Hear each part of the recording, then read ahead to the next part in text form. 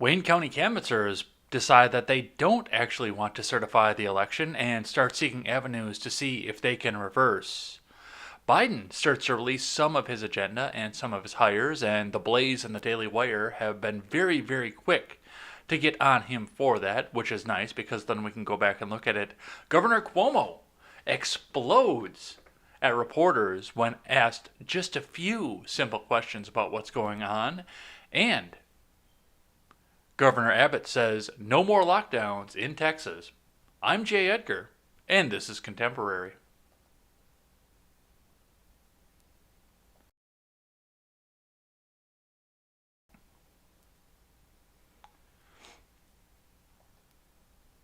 Good morning, gentlemen, and welcome to Contemporary. My name is Jay Edgar. We've got a bunch of stuff to get to today here, and it's going to be a wild one. Right as I was writing down the names of the people who chatted on Wednesday so we could read them on Friday, got one last tweet to add to the stack as well. So I'm pretty excited for what we've got coming today. I think we've got a really, really good show for you guys today here. I want to address a couple things from the chat yesterday because I looked over at them and I saw that there were a couple of questions. Number one, the Gadsden flag that you see behind me is black because I wanted a flag that matched my soul. So that's why that is the way that it is. As far as ammunition at Target, because I was talking about why I don't shop at Walmart because of their stance on ammo. I have no idea if Target sells ammo or not. I've never bought ammo at Target. I buy it from local shops as much as I can, considering the fact that there's a member of the family that's got a gun shop. I buy it from local sources as much as I can, but Target doesn't get up on a soapbox and say, we were not going to sell ammo because reasons. And Walmart did. I didn't want the political lesson when it came from that, but we've got a bunch of stuff to get to today, and hopefully we can address more chat tomorrow as we read and thank everybody who chatted in the chat. Always have my notebook writing down who's here. I'm recognizing you guys, and thank you once again. But before we get into any of the news of the day, head on over to freedomscoop.com. Freedomscoop.com is going to be your one-stop shop for all of your news and commentary needs, where we carry great shows such as the Daily Ignoramus, Contemporary, of course, The Breakdown with Birkenhoff, The Freckles and Brit Show, and The R-Rated Conservative. Come on over, pick up some of our swag, and help us support great creators. We are growing every single day, and it's exciting to see. So come on over there, help us support our creators, and pick up some of our stuff. All right, moving on into the stocks, and it looks like it was a down day yesterday. They had a pretty sharp sell-off. For whatever reason, this reloaded after I brought it back up here, but it was a fairly sharp sell-off right towards the end, and I think that had something to do with the news in Michigan, because we look at this and nobody knows who's going to be the president and what kind of infighting we're going to have off the government, and the investors are, I think, artificially trying to either reward or punish you for what happens with the presidential election. I don't know. I'm not them. I know that a lot of financial institutions have at least some incentive to go with Biden because they can pay him off, and apparently they can't pay Trump off, or we'll see what happens off of that there. They keep saying that they've got some sort of a crime against Trump, and I commented on one of those earlier on today too, so we'll see what happens there. But let's look at what CNBC has to say concerning the sell-off. Dow futures extend losses following Wednesday's sell-off from Fred Imbert and Jesse Pound. U.S. stock futures traded slightly lower early Thursday on the heels of a market slide a day earlier as a recent rally lost steam. Futures tied to the Dow Jones Industrial Average slipped 62 points or 0.2%. S&P 500 and NASDAQ 100 futures fell 0.1% and 0.3% respectively. Futures were off their lows, however, after the release of preliminary data showed University of Oxford and AstraZeneca's vaccine candidate triggered a similar immune response among all adults. So they're going to throw another vaccine at you here. Well, at least there'll be competition. Weakness in the futures follows a Wednesday session that finished on a sour note. After bouncing around the flat line for most of the day, the Dow Jones Industrial Average turned south at the final hour of trading to register a loss of 345 points or 1.2%.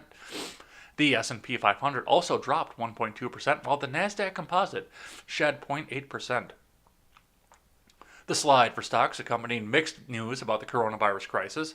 On Wednesday morning, Pfizer announced that a final analysis showed that its vaccine candidate was 95% effective against COVID 19. However, New York City announced during the afternoon it was closing schools due to a rising positivity rate. And I got to make sure that you're punished. And you can't go to work if you can't send your kids to school, because it's not about educating them. It's about indoctrinating them and making sure that you got daycare.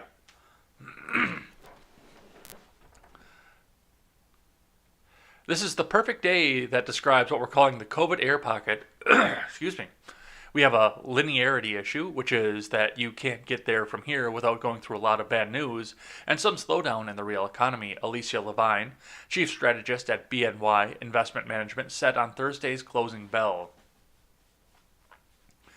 Despite Wednesday's struggle, Wall Street has still seen a strong November.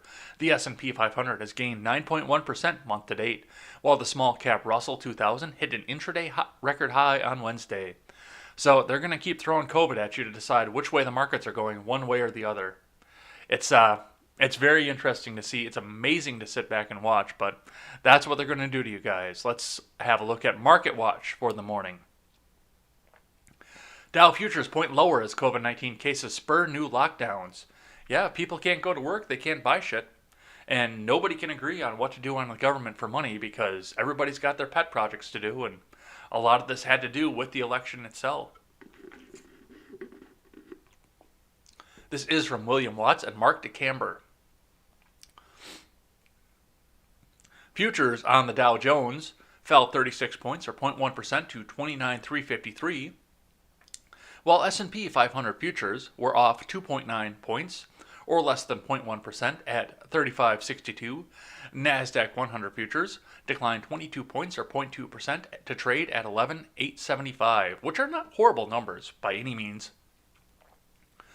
They're just a little bit here, a little bit there, but it's not bad. But with the cases and everything else coming back out of here, it's going to start looking really, really bad as we go along. Stocks fell for a second day Wednesday, extending losses in late trade after New York City moved to close public schools due to rising infection rates. The Dow Jones Industrial Average declining 344.93 points or 1.2% to 29,438.42, while the S&P 500 dropped 41.74 points or 1.2%. NASDAQ finished at 11,801.60, down 97.74 points. The Dow and the S&P 500 closed at records on Monday, but have struggled subsequently as investors weigh positive developments towards a COVID-19 vaccine against the threat posed by a continued surge in infections and a lack of any progress towards any additional aid spending by Congress. And yet, we keep seeing the cases spike. The cases are spiking everywhere as we do more and more and more testing. But the deaths are not. They're not spiking at all, but they won't tell you a word about that. All they're going to tell you about is the cases. The cases, the cases, the cases. It's all the cases. The death toll in the United States from COVID-19 has now surpassed 250,000. Yeah, you remember when they first said 240,000? Because I look back and I went back and looked back through my contemporary feed and my Twitter feed. They first said 240,000 at the end of August. Which means this whole thing of, well, there's more and more deaths every day, and it's this huge amount of deaths, and people are dying, and grandma's going to die. It took 3 months to get 10,000 more deaths. In a virus that the mainstream media wants you to believe has a 99.95% death rate. If you get it, the closest phone to you rings and you hear 7 days in the other side of it. That's what they want you to believe, but that is not the case anymore. 250,548 as of Wednesday. After 3 months of people saying 240,000. Yeah, no. I don't buy a word of this anymore. It's control at this point, and we'll see a couple cases of that as we move down the stack here. Let me get rid of this autoplay, even though it's going to come back. Whatever this K is, because I've seen this with other cities as well, They just go right back to autoplay and they crank the volume back up. But that's what we have off the stocks for the day. Let's look at what's happening in the election. And the hornet's nest that I kicked earlier on over there. From Jack Posobiec first, tweeting out, breaking, Wayne County, Michigan Election Board Republicans rescind votes to certify, file affidavits that their families were threatened. And here is the affidavit from Jack Posobiec. Let's get this pulled up here. Monica Palmer, being first duly sworn and under oath, states, I am the chairperson of Wayne County Board of Canvassers. The board is a 4-member board, required to have 2 Republican and 2 Democrat members. I demand libertarian representation. Actually, I don't, because I don't give a fuck. Imagine footing. On August 4th, 2020, the Michigan primary election was held. On August 18th, 2020, the board held a public meeting at the board's office in Detroit. I attended the meeting, while the other 3 members of the board reviewed the Wayne County election results and considered whether to certify the August 4th, 2020 primary election. So this is just some sworn statements coming in to address this person's position. But let's move over into what Posobiec highlighted, and then we will read from the Daily Mail. All the way down here at number 17, after the vote, my Democrat colleagues chided me and Mr. Hartman for voting to not certify. After the vote, public comment period began, and dozens of people made personal remarks against me and Mr. Hartman. The comments made accusations of racism and threatened me and members of my family. The public comment I'm sorry, this is incredibly small print, so bear with me. And I need new glasses on top of it. Continued for over 2 hours, and I felt pressure to continue meeting without break. After several hours of harsh comments, Vice Chair Kienloch suggested a potential resolution. Wayne County Corporate Counsel Janet Anderson Davis told me I had to certify the vote that night. She told the members their role was ministerial and they could not use their discretion on matters like the record being incomplete. We were told the discretion was outside the board's authority. So both the public commentary from people having their oral arguments with the Board of Certification and the head of the election committee themselves both bullied the Republican members to just certify the election, that they really have no standing to deny it, that it's just ministerial. It's only there for show is what they're saying this. So at that point, why even fucking have something like this? Why do you pay somebody to come out and do this if it's all just for show? Eliminate it and streamline it. But that's not the case. The department's not there just for show, and they do have a role to go through and look and make sure that everything looks above board. And it looks like they're not trying to cheat people out of an election. This has got to be a crime somewhere under Michigan law. I don't know what the crime would be. I'm not versed in Michigan law, but I can't imagine that there is not some sort of crime on the book. Otherwise, why would they have to have 2 Democrats and 2 Republicans both looking at this and all 4 agreeing to certify? There's got to be a crime on the book somewhere for this, so we'll move on to the third image here, and looks like we do have printed name, sign name, Monica S. Palmer. Sworn to me before this 18th day of November 2020, 9:33 p.m. My commission expires 8/3/2022 from Janice L. Daniels, Notary Public, State of Michigan, County of Oakland. So, yeah, she's very, very adamant about the fact that she signed this because of public pressure to do so. And there's got to be something to stand against this. All right, let's see what is coming from the Daily Mail. 2 Michigan Republicans flip-flop again and demand to rescind their votes certifying Wayne County election results after they yielded to pressure following the initial refusal. Well, I don't know if they can do that legally, but if there was some sort of impropriety based on the fact that they were pressured to do so, then we might have to stand back and look into some of this here. The 2 Republican members of the Board of Canvassers in Michigan's most populous county now want to rescind their votes certifying the results of the November 3rd election. Monica Palmer and William Hartman of the Wayne County Board of Canvassers, who initially refused to certify the presidential election results, performed a dramatic backflip after they were roundly blasted during a 3-hour public meeting. Palmer and Hartman angered many when they declared that they would not sign off on their district's ballot count, which had Joe Biden ahead by 148,000 votes. The votes. Show me the documents. I want to see the documents. What? No, I did show you the documents, didn't I? Show me the documents. The move was seen as an attempt to disenfranchise black voters. Well, of course, because that's the only way that they have to go. That is the only power move that the left has left at this point. It's all about the black voters. Since African Americans make up some 80% of the population in Wayne County's largest city, Detroit. Amidst the intense backlash, Palmer and Hartman did an about-face and voted to certify on Tuesday.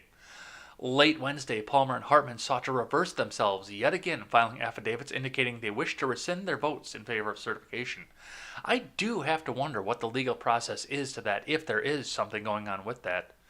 There is the sworn affidavit once again. The two Republicans agreed to certify as part of a compromise in which the Secretary of State, Democrat Jocelyn Benson, agreed to conduct an audit of the county's votes to clear up minor clerical errors. But by Wednesday, the two said it was clear that no such audit is being planned. As a result of these, I don't know if that's supposed to be. I think that's a typo. As a result of these facts, I rescind my prior vote to certify Wayne County elections. The signed affidavit, which was reported by USA Today, read, I fully believe in the Wayne County vote should not be certified. So, we will see what's happening out of Michigan. And honestly, between what we saw in Georgia, and we'll be talking about that in just a second, but between what we saw in Georgia with, oh, whoops, hey, here's thousands of votes that are going along, that, oh, hey, there's some of them for Trump. Between that and now nobody knowing what the hell is going on over in Michigan, at least this is worth looking into. And like I said, we'll talk about this during things I like and things I hate towards the end of the show. But like I said, there's enough doubt here that we can at least look into it. And I think that this is going to break a lot of the toys that they have, that the left has to try and stay into power. I really do. President Trump is breaking their toys on his way out of office. Whether he stays in office or whether he is out in January, he's breaking the toys on his way out. Which, my God, I love to see the toys broken. All right, and Posting and Toasting tweeted out a little bit ago, and I wanted to add this one to the stack. When they start threatening people who want to investigate election fraud, there's election fraud.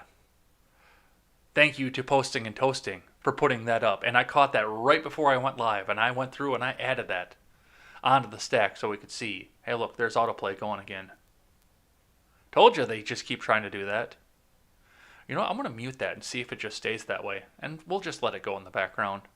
I'm not starving for resources right now, so we will see if that works that way or if it goes back and starts to autoplay again. Let's move on to Georgia from the Associated Press. Georgia to release report on presidential race hand tally from Kate Brumbach. Georgia election officials expect to release a report Thursday on a hand tally of the presidential race, and they have repeatedly said they expect it to affirm Democrat Joe Biden's narrow lead over Republican President Donald Trump. The hand tally of about 5 million votes stemmed from an audit required by a new state law and wasn't in response to any suspected problems with the state's results or an official recount request. The state has until Friday to certify the results that have been certified and submitted by the counties. The counties were supposed to finish the hand count by 11:59 p.m. Wednesday. Gabriel Sterling, who oversaw the implementation of the state's new voting system, said he expected the Secretary of State's office to put out a report on the results by midday Thursday. And honestly, I think this is going to go the same way, with a little bit of a narrowed lead. But we saw this in a couple counties. What happened in counties that we didn't see? What were they still able to hide? There is something going on in there. I don't know what. I don't know how. But to have this happen in 3 counties, there's something else going on here. But we will see. Once the state certifies the election results, the losing campaign has 2 business days to request a recount if the margin remains within 0.5%. That recount would be done using scanners that read and tally the votes and would be paid for by the counties, Sterling said. It was up to the Secretary of State, Brad Raffensperger, to select the race to be audited, and he said the presidential race made the most sense because of its significance and the tight margin separating the candidates. Because of the small margin, Raffensperger said a full hand recount was necessary. Going into the hand tally, Biden led Trump by a margin of about 14,000 votes. Previously uncounted ballots discovered in 4 counties during the hand count will reduce that margin to about 12,800, Sterling said. Other counties found the slight differences in results as they did their hand counts, but state election officials had consistently said that was to be expected. The AP has not declared a winner in Georgia. Yep, they uncalled that race, where Biden led Trump by about 0.3 percentage points. There is no mandatory recount law in Georgia, but state law provides that option to a trailing candidate if the margin is less than 0.5%. It is AP's practice to not call a race, or is likely to become subject to a recount. Dude, you were one of the first ones to fucking call that. Don't give us that bullshit, AP. You were right there to come out and say, oh, it's Georgia, it's Georgia. Fuck you. But that's what they're saying from the AP. Let's keep going off of this one here. From Newsweek. Pro-Biden Republican group releases video accusing GOP Senator Loeffler of craven corruption. Because, of course, they did. Because what else are they going to do at this point? So, let's see what they have to say here. This is from Jeffrey Martin. The group Republicans for Joe Biden released an advertisement targeting Georgia Republican Senator Kelly Loeffler's alleged shady financial dealings as a reason to vote her out of office. Loeffler is expected to face off against Democratic opponent Reverend Raphael Warnock, who is a radical fucking progressive, by the way, in a special election scheduled for January. In January, Loeffler allegedly received intelligence in How many times are they going to say January in the same paragraph?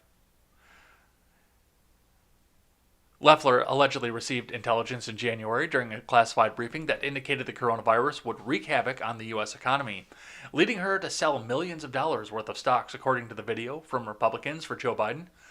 Those transactions equate to craven corruption. But hey, let's just forget the fact that Dianne Feinstein was caught in the same fucking thing. No, she's fine. No, she's out because she hugged Lindsey Graham. Lindsey Graham. As America's richest member of Congress with more than $500 million, crooked Kelly Loeffler is using her money to shield herself from the law, a voiceover on the video said. Loeffler's husband, Jeffrey Sprecher, is the chairman of the New York Stock Exchange. In August, Forbes estimated that Loeffler and Sprecher may be worth at least $800 million. The advertisement implies that the Department of Justice abandoned a probe into Loeffler stock sales after Sprecher made a sizable donation to a Trump super PAC. Dude, when you've got $800 million in net assets, I'm sorry to inform these people, but this couple have no idea what's in their stock portfolio. They have no idea what their stocks look like because they've got people that do this trading left and right. And I doubt those people were privy to the same information that Loeffler was from being in the Senate right at the beginning.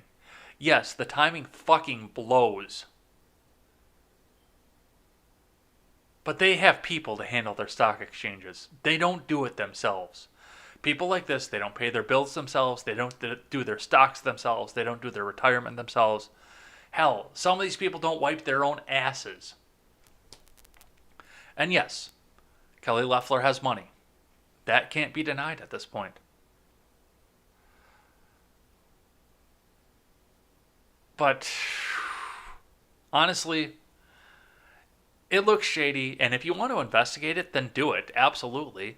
Every government official should be held to a full account. Don't get me wrong on that. But I really doubt you're going to find anything. Just based on what we saw coming out of this and based on what comes from other left wing investigations into right wing politicians for partisan purposes to try and keep them from taking office. I don't think you're going to find anything. I think people like this, if they are crooked, at least know how to cover their tracks enough that they can't pull this off. So we'll see what happens off of this. All right, let's keep going. From the Blaze, we're going to do a little bit on the Biden agenda, if he does manage to pull this off and bring it in. From the Blaze, report Biden's proposed gun control plan could hit gun owners with $34 billion in taxes. This is from Phil Shiver. Gun owners in the United States could face a massive $34 billion tax burden in the coming years should Democratic nominee Joe Biden's proposed gun control plan take effect, the Washington Free Beacon reported on Wednesday. The outlet cited figures calculated by the National Shooting Sport Foundation showing some 20 million modern sporting rifles and 150 million ammunition magazines presently in the country. That's it. Come on, America, do better. There are 323 million people in this country, and I want to see those numbers get up. I want to see a magazine for every man, woman, and child in this country. Do better, America. On his campaign website, the former vice president proposes ending easy access to assault weapons and high-capacity magazines by banning their manufacture and sale and regulating possession of existing assault weapons under the National Firearms Act. Come and take it. That regulatory law already affects the possession of machine guns, silencers, and short-barreled rifles, which owners are required to register with the Bureau of Alcohol, Tobacco, and Firearms and Explosives. The law also includes a $200 tax. The Bureau of Alcohol, Tobacco, and Firearms and Explosives should be a convenience store, not an alphabet agency. If the existing law were to be applied to the 170 million modern sporting rifles and ammunition magazines, as Biden proposes, that $200 tax on each unit would amount to $34 billion. Okay. While it should be noted that Biden has not explicitly called for a new tax on firearms, because it's unconstitutional, his proposed plan implicitly results in a new tax unless something in the law were to be changed. Under the plan, Biden gives individuals who now possess assault weapons or high-capacity magazines two options: sell the weapons to the government or register them under the National Firearms Act. No. There is no firearms registry in this country. If you have it on the state, I'm sorry to hear that, but there is no National Firearms Registry in this country, and Congress cannot make a National Firearms Registry. So, no. That's what I have to say to you, Biden. So in essence, those gun owners who choose to keep their weapons would be forced to register with them or register them with the ATF and pay the $200 tax. Yeah, that's not going to go over very well at all. But, and I mean, for people who have these kind of rifles, a $200 tax, fine, by the way. A $200 tax, I mean, it's not a huge deal, per se, because they spent $1,500 to $3,500 on the weapon. So it's not about the money, it's the principle that Biden wants to come out and fine you for owning a weapon that you can use to stand up when the FBI guy comes to your door. So, yeah, that's part of the agenda right there. Let's keep going. From the Daily Wire, Biden hires pharma, big oil people to fill his administration after claiming he would be tough on those industries.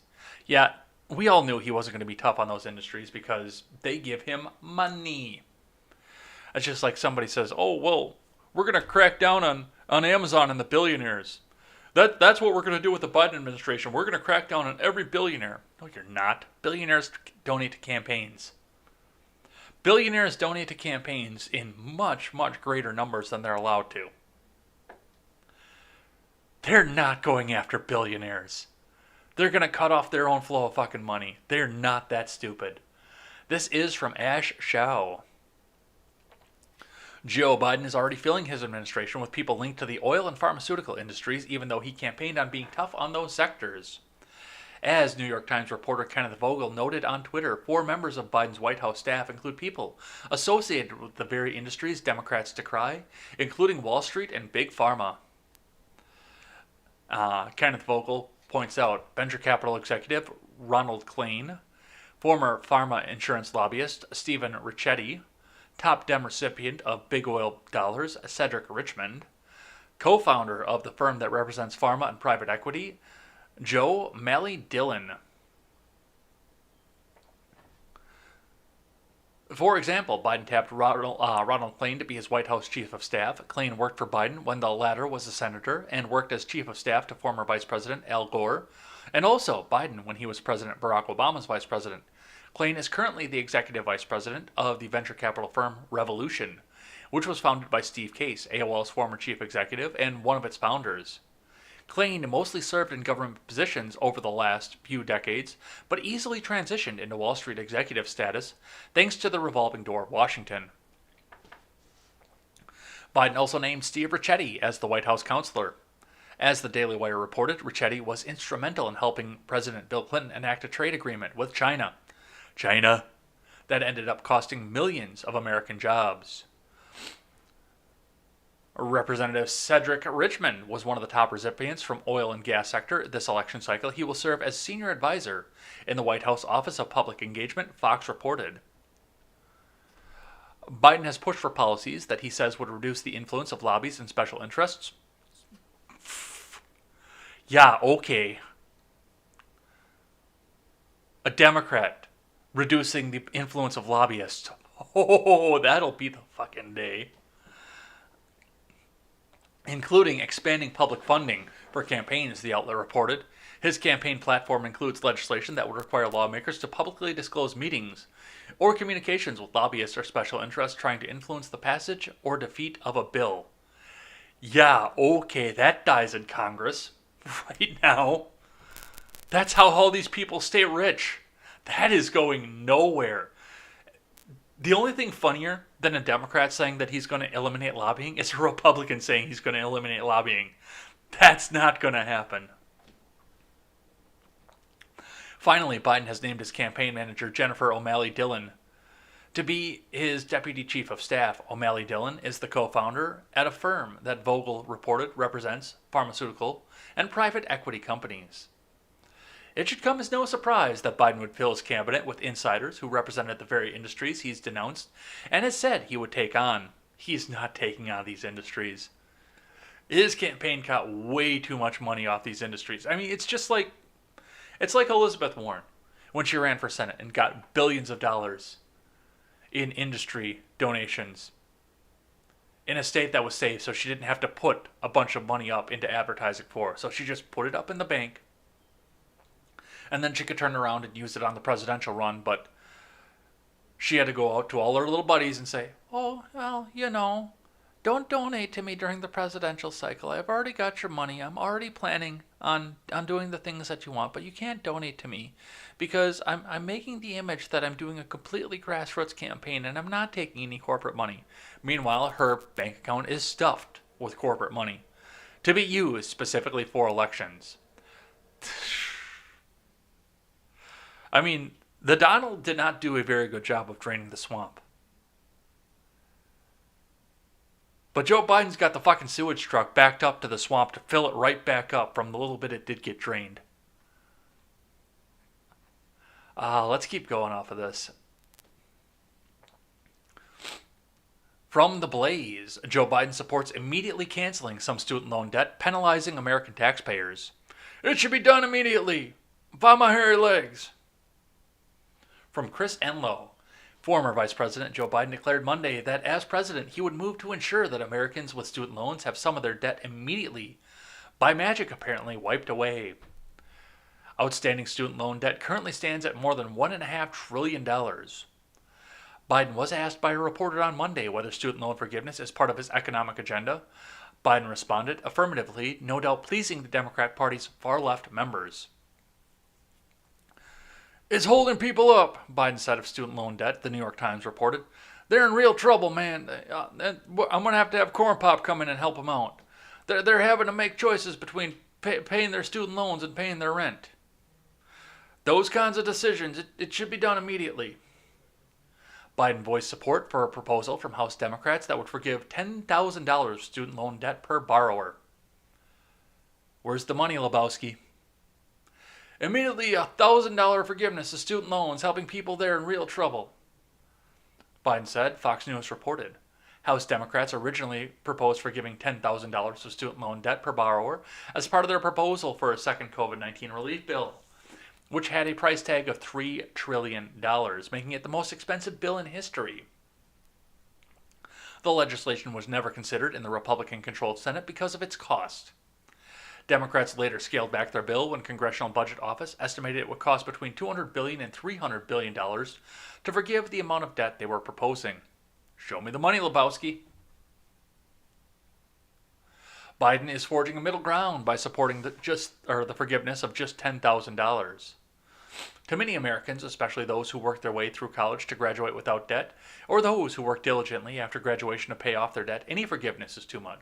But for progressive Democrats and many young people, in fact, Biden would not be going far enough. On Tuesday, Representative Alexandria Ocasio-Cortez, one of the most influential Democrats in the country, reiterated her demand for debt cancellation. She said, "Things were bad for me, so they should stay bad for everyone else is not a good argument against the debt cancellation, student, medical, or otherwise." Contrary to what progressives like Ocasio-Cortez claim, canceling debt is not something that actually exists. Lawmakers could remove a borrower's liability for repaying the debt, but the debt will be shifted onto someone. Yeah, that's right. They could actually write that money off of the government and off the government's ledgers. They could just get rid of the money, but that will have even further reaching consequences on the government and the Federal Reserve itself, crashing our economy in the midst. So yes, the most likely scenario is that the taxpayers get to pay for this one. So, that's the next part of the agenda. Last one from the Daily Wire. Biden hires man who costs millions of America's jobs with China trade bill to serve as White House counselor. So this is going to go just a bit more in depth into one of the four names that we read earlier. This is also from Ash Chow, by the way. Even though President Donald Trump is still pursuing legal options relating to the 2020 election, Joe Biden is beginning to build his incoming cabinet after the media declared him the winner. One of the first people Biden has hired to work in his White House is the man behind the 1990s China trade bill that cost Americans millions of manufacturing jobs. The Daily Caller reported Stephen Ricchetti has been hired as White House counselor and previously served as Biden's chief of staff when he was vice president under Barack Obama. Ricchetti also served as deputy chief of staff to President Bill Clinton. Clinton credited Ricchetti for leading negotiations with Congress in 2000 to pass a bill that established the so-called permanent normal trade relations between China and the U.S. The bill also paved the way for China to join the World Trade Organization, which opened the communist regime's historically closed-off economy to the West. The Caller's Chuck Ross reported. Ricchetti served as liaison between the Clinton White House and Congress to wrangle votes in support of the PNTR, which faced rather heavy opposition from Democrats. House Speaker Nancy Pelosi said back in April 2000 that on the basis of trade, there is enough reason to oppose PNTR at this time. Clinton, however, said America's products will gain better access to China's market in every sector from agriculture to telecommunications to automobiles. Yeah, how'd that work? While China would gain no new market access in the United States. Yeah, how did that work? Of course, China violated the trade agreement like it had every other trade agreement it made with the U.S., and millions of manufacturing jobs were lost overseas. So that's just a little bit of what Ricchetti has on the plate here, but he's going to be the chief counselor. All right. So that's Biden's agenda. Let's keep going here. This came to me via Britt from over on the Freckles and Britt show. Governor Cuomo just had a mental breakdown when a reporter simply asked a question about whether or not schools are open in New York tomorrow. He literally started screaming at the reporter.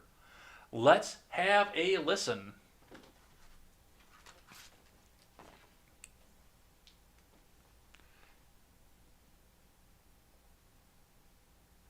I'm a little unclear about New York City schools. The other day you said this is the city's decision, they have an agreement at 3%. Today you said, well, I might have to impose an orange zone and I might have to close the schools, which an orange zone does. So what's going on? Does the city still have the ability to close its schools? Are you now taking control and saying that you have the power to make this decision?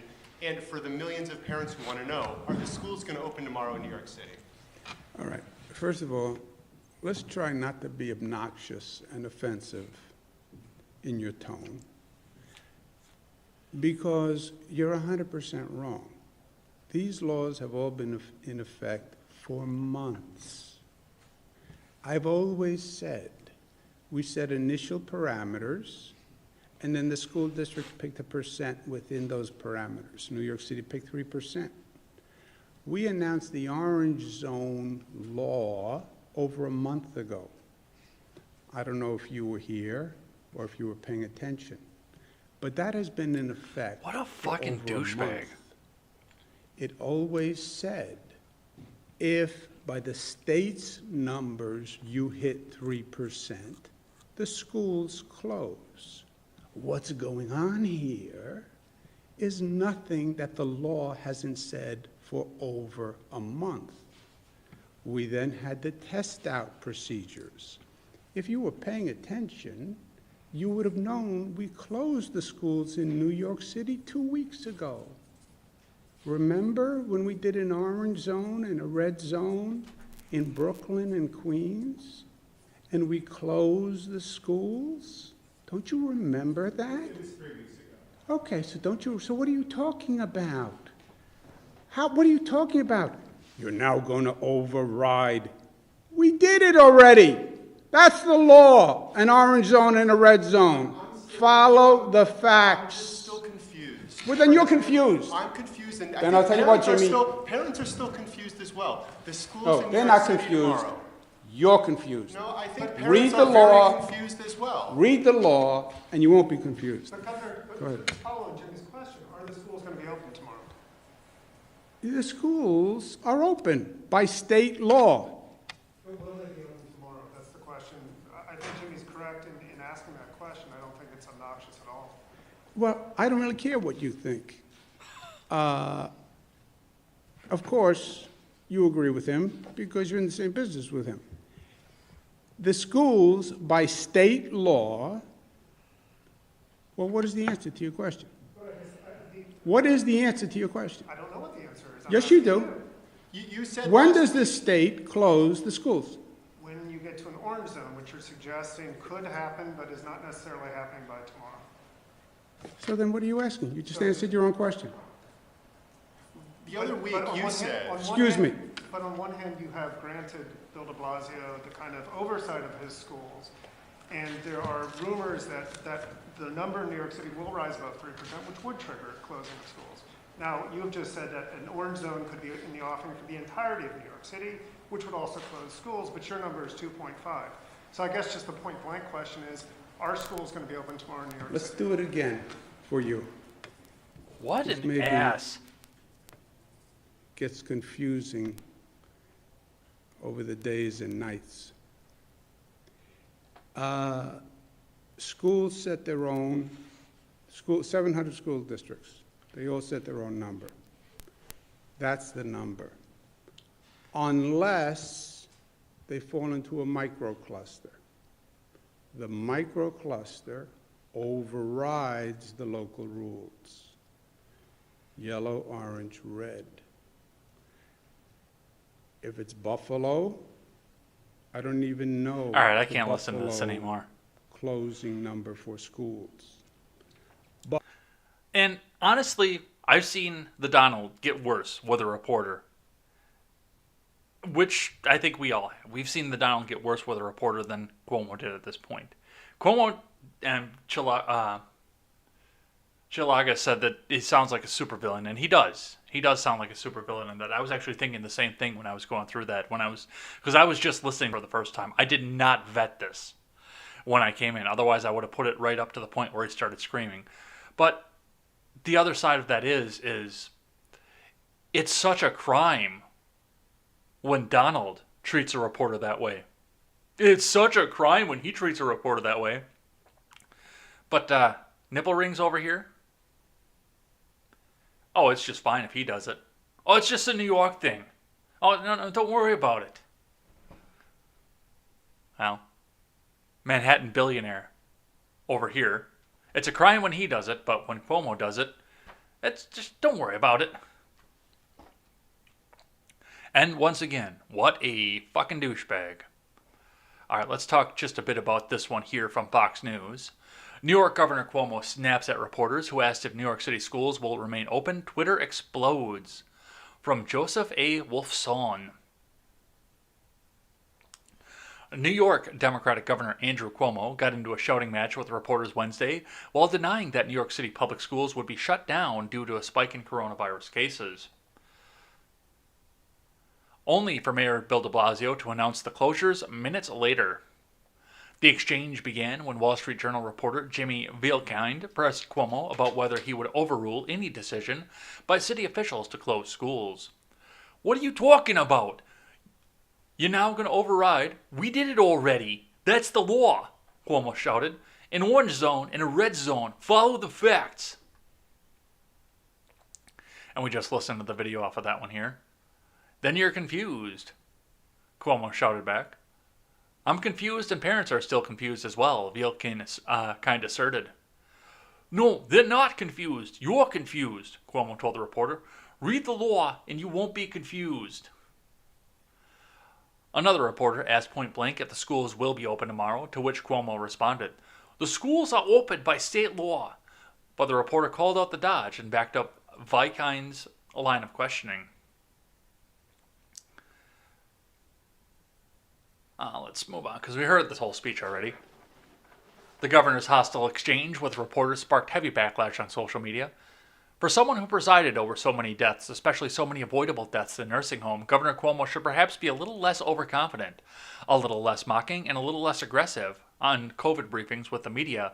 MSNBC analyst Mehdi Hassan reacted.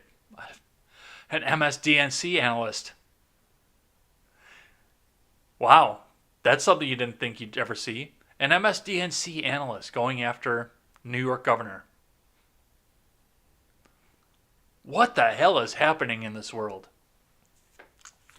And there it is right there. That's some Trumpian treatment of a reporter asking a legitimate and fair question, Politico reporter Andrew Desiderio said.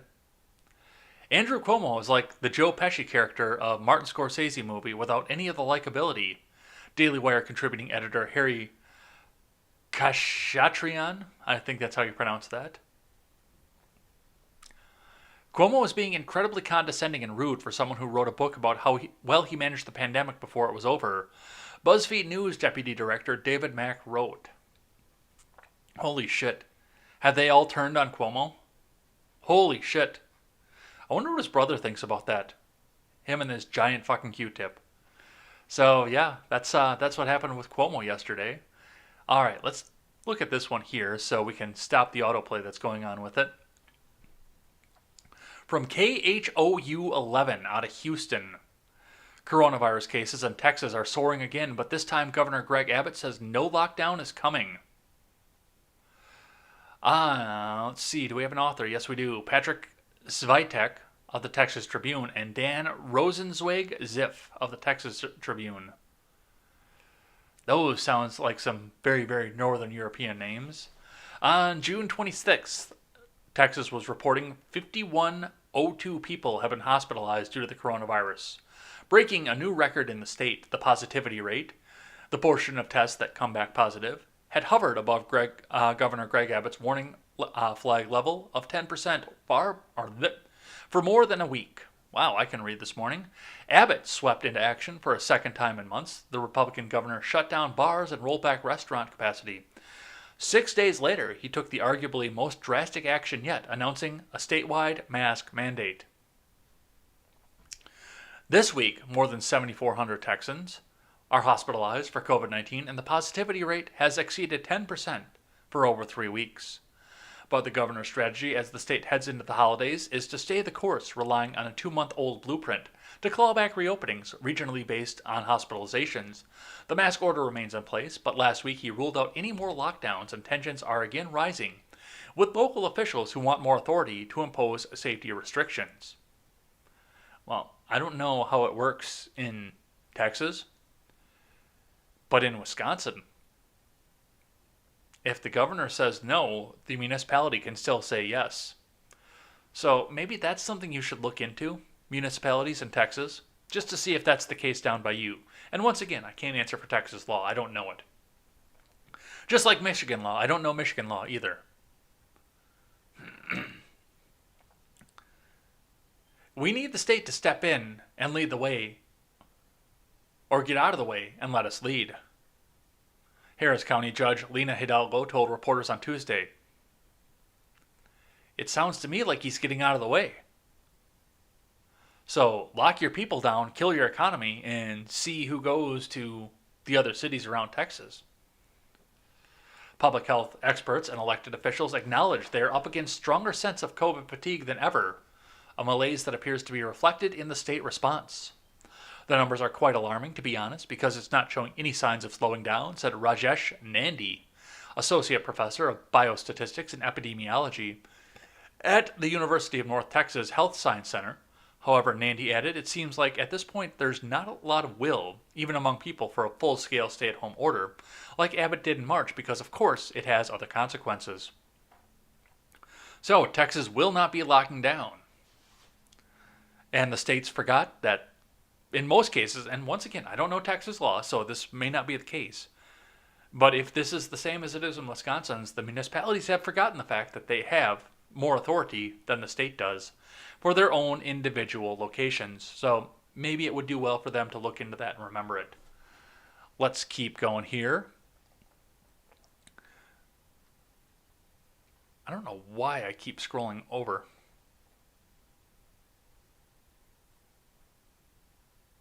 Let's refresh that and see what's going on. I think my mouse is shot. God damn it.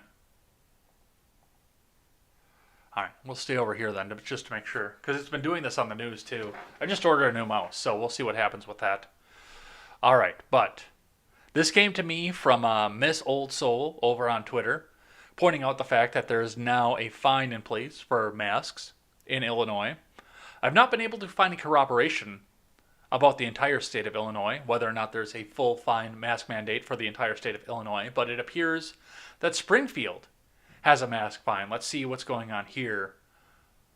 Expanded mask mandate okayed by Springfield City Council, from Brendan Moore.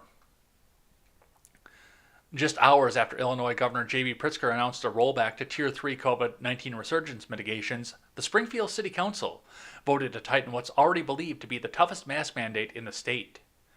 Face coverings must now be worn in any indoor space that welcomes the public, such as banks, buses, rideshare vehicles, theaters, fitness centers, medical offices, houses of worship, schools, retail establishments, and government offices. Any place that's not your home would have taken up a lot less space in this article. Individuals not in compliance could be slapped with a $50 fine, while owners, lessees, or operators of public spaces found not enforcing the mandate could face a $250 fine for the first violation and $500 for each subsequent violation. The ordinance passed 10-0, with Mayor Jim Langerfelder casting a rare vote. Ward 1 Alderman Chuck Redpath did not participate in Tuesday's meeting. It takes effect on Wednesday. Not included under the mandate are outdoor spaces, private residences, private residential rooms, or private vehicles. The measure expands upon an ordinance the City Council passed just 2 weeks ago that mandated masks in retail establishments, and it comes in response to a surge in COVID-19 cases in recent weeks. So yes, in Springfield, they're having a fined mask mandate. No word right now on the rest of the state, but at least in the state capital, they have the fine out there. Let's keep going. And thank you, Miss Old Soul. From NPR, Berlin police disperse anti-lockdown protesters with water cannons. They're very nice water cannons because it's only the US that's tyrannical. That's the way that NPR thinks. Even though we never see something like this. They try to make it look like we're doing something like this, but we never see something like this over in our great country. We only see it in places like Europe and Hong Kong. And I'm going to read this article like this because that'll be in the spirit of NPR. I hope that you're not driving because you might fall asleep with me reading the article like this. Yeah, I'm not actually going to read the article like that. It's just my fun running gag with NPR. From Rob Schmitz. Police in Berlin used water cannons Wednesday to disperse thousands of protesters who refused to wear masks and keep their distance from one another as required by pandemic regulations. Protesters had gathered at the city's landmark Brandenburg Gate as German lawmakers debated a bill that will provide the legal underpinning for the government to issue social distancing rules, require masks in public, and close stores and other venues to slow the spread of the coronavirus. After repeated warnings to leave the area, police fired water cannons while officers in riot gear moved through the crowd to carry away protesters who refused to leave. Most Germans support their country's coronavirus restrictions, which include a federal lockdown that will last through the end of November, but a vocal minority has staged regular rallies around the country arguing the measures are unconstitutional. Germany is fighting harder for their freedom than we are currently over in this country. Let that sink in for just a second. There's that's fires. Where's the water cannon picture? Do they have one in it? They don't have one in here.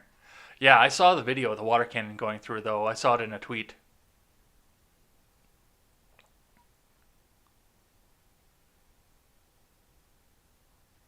Health Minister Jens Spahn has defended the measures, pointing out that Germany has fared much better during the pandemic than many of its European neighbors. Where would you rather be than in Germany? Spahn told members of the parliament from the right-wing Alternative for Germany party, who have criticized the lockdown rules. Chancellor Angela Merkel said on Tuesday that 30 to 40% of Germans are at risk of contracting the coronavirus. Really? As far and fast-reaching as they say the spreads, I would say that 100% of Germans are at risk of contracting the coronavirus. Just like 100% of the rest of the world.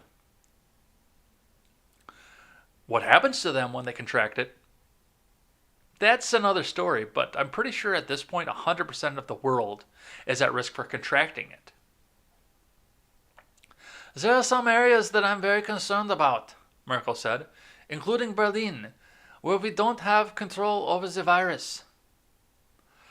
German authorities have erected metal barriers to protect the Bundestag, Germany's parliament, nearby parliamentary offices, and Merkel's office from Wednesday's demonstrations. Protesters instead gathered near the Brandenburg Gate on surrounding streets and bridges.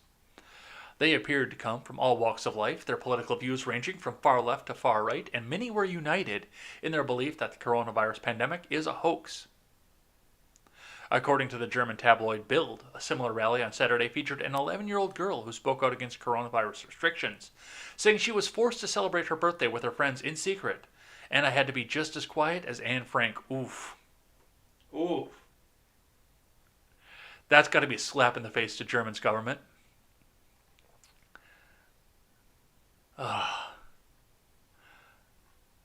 that is a water cannon. I thought that was smoke coming up there.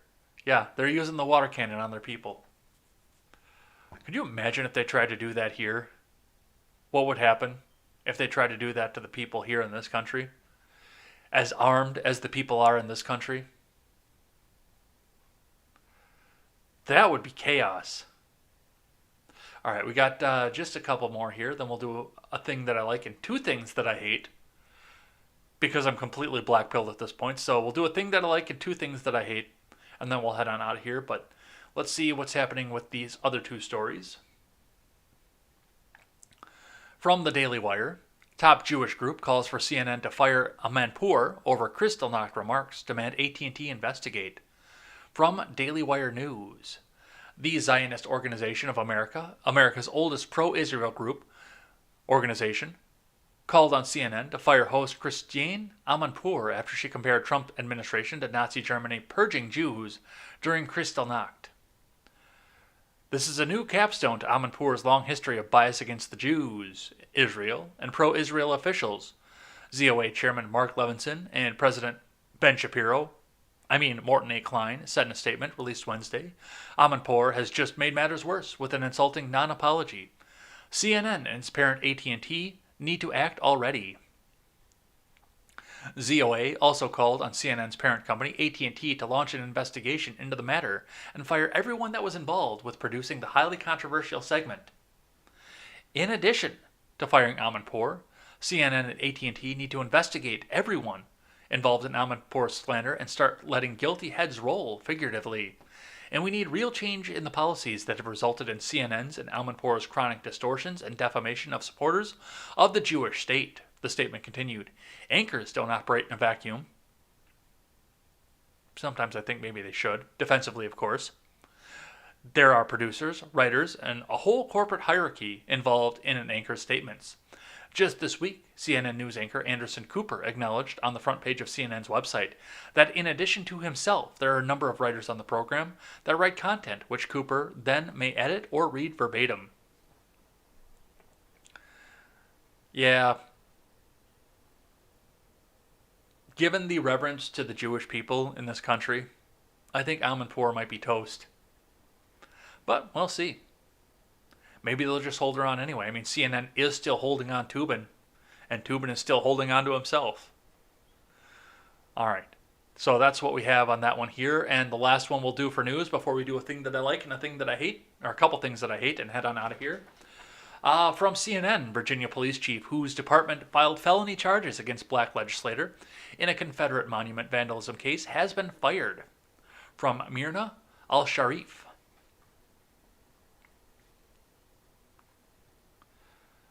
A Virginia police chief has been fired after charges were dropped against Senator L. Louise Lucas and 17 others in the partial dismantling of a Confederate monument in June.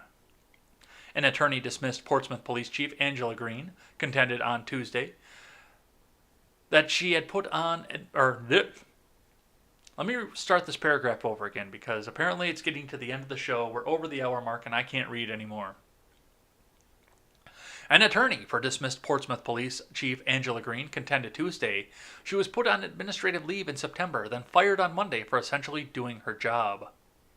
She was instructed by the city to ignore what she believes to be criminal acts of these political individuals and refused, said her attorney, Thomas Plofchan Jr. to CNN.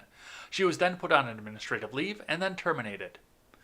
City spokesperson Dana Woodson confirmed Green's termination, but did not provide any details or cause as to whether it was related to the monument protest. The Portsmouth Police Department referred to CNN to the city spokesperson. Prosecutors said they could not provide the criminal intent by Senator Lucas, who is president pro tempore of the state Senate, and the others. The Portsmouth Commonwealth Attorney's Office also said in court filings that the Portsmouth police failed to timely document the value of the damage to the monument.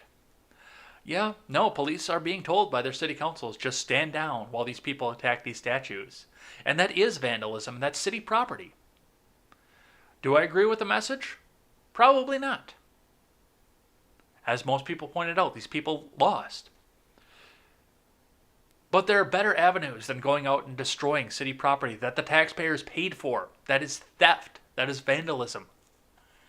And the Virginia police chief was doing her job. And she got fired for it. So, that's what we're seeing out of these very, very left-wing areas. We will see what's going off of that here. I'm sure we're not done hearing about this story either, but maybe it'll come back up, maybe it won't. All right, that's it for the news, though, and we're going to end out with one thing that I like and two things that I hate. Starting with the thing that I like. From the Hill. I can't believe I'm saying that the thing that I like is from the Hill, but it is. The memo. Democrats see warning signs beyond 2020. From Niall Stanage. Some of their smartest minds in Democratic politics see warning signs for their party even as they celebrate President-elect Joe Biden's victory over President Trump. while Biden's advantage in the popular vote this year is nearing 6 million. More liberal political experts are disconcerted by demographic trends that they say look unexpectedly difficult for their party. Two, in particular, come up over and over again: a weaker than expected performance among Latino voters this year, and continued GOP strength among white voters who don't have a college education. Biden's win in the Electoral College, 306 votes for him to 232 for Trump, contested, is semi-comfortable but rests on razor-thin margins in states such as Wisconsin, Georgia, and Arizona, all of which he currently leads by less than 1 percentage point. The schism in the electorate around education is troublesome to Democrats such as David Shor, a data expert who handled the internal election forecasting model for the 2012 Obama campaign. The fact that we do badly among people without a college degree is very bad, not for any moral reason, but because people without a college degree live outside the cities, and rural areas are strongly overrepresented at every level of government, Shor told The Hill. And honestly, there is more going on than this at this point. If you look at this, they know that they're fucked as far as trying to rig the votes in once again. And they know that having the almost university reviled Donald Trump on the top of the ticket was the biggest boon that they have. And they're looking at their down ballot races and realizing that a large amount of the support that they got for the presidency came from the fact that people hate President Trump. And people throwing out Donald Trump votes while they're vote counting. There are huge challenges to this. But America is moving in a much more conservative direction, especially as people are starting to get away from the cities because they realize that now they can telecommute. And they're going to start looking at their taxes once they realize that once they're telecommuting, they're going to get taxed more for saving money. They can move outside of the city, get out of the echo chamber of the city, and get taxed even harder for not having to go to the office. They shot their wad. The Democrat Party in this country shot their fucking wad at this point. They shot their wad. They tried too hard. And they won. Allegedly. Still challenged. But they won in a losing fashion, if they did win. And they are bleeding support. And they do not have the Trump bump in 2024, whether he runs or not. They don't have that. We're looking at a situation right now where Biden can crash the economy, and even feminist author Virginia Woolf has said she wouldn't have voted for him if she knew he was going to lock down. We're going to go back to war. And we're going to sit under an authoritarian regime. Their ideas are not popular. And they know it. So, they're running scared at this point, and that is the thing that I like. Now, it's time for two things that I hate. All right. Thing that I hate number one today from the Daily Wire: Illinois Board of Education gets blowback for rule forcing teachers to adopt progressive views. I like the fact that they got blowback for it, but I hate the fact that Illinois is pushing for its local departments of education to enforce progressive views as per their rulers, Chicago. The Illinois State Board of Education is proposing a rule that would force teachers to promise they would embrace and promote progressive views starting in October of 2021. The rule, published in the Illinois Registrar on September 11th, titled Culturally Responsive Teaching and Leading Standards for All Illinois Educators, requires that teachers embrace and encourage progressive viewpoints and perspectives that leverage asset thinking towards traditionally marginalized populations. And this shit is going to fly in Chicago and in Rockford. But in Crystal Lake and in Harvard and in DeKalb and what's some other place that's over? In Springfield, this shit isn't going to fly. This shit is not going to fly anywhere except for Chicago and Rockford. But once again, they're trying to make the standards. It's the same thing they tried to do in Wisconsin. They tried to shape our education system based on what works for Madison and Milwaukee. And that just doesn't fucking work. The good people of rural northern Wisconsin, where I grew up, don't have the same views and values as the people in Madison. I know, I've lived in both fucking places. So, yes, they're going to try and force the agenda of Chicago and Rockford onto all of downstate. And all of downstate is pushing back. So I like the fact that they're pushing back, but I don't think they have the political will at this point because Chicago and Rockford have been running that state for generations. I don't think they have the political will to get anywhere. Good on them for pushing back, and to hell with you, Illinois, for trying to push this down them in the first place. All right, thing that I hate number 2. And this is coming from a little bit of my nerd aspect here. From Bounding into Comics, from Spencer Bakuli, Disney attempts to withhold royalty payments from veteran Star Wars author Alan Dean Foster as SFWA sparks hashtag Disney must pay.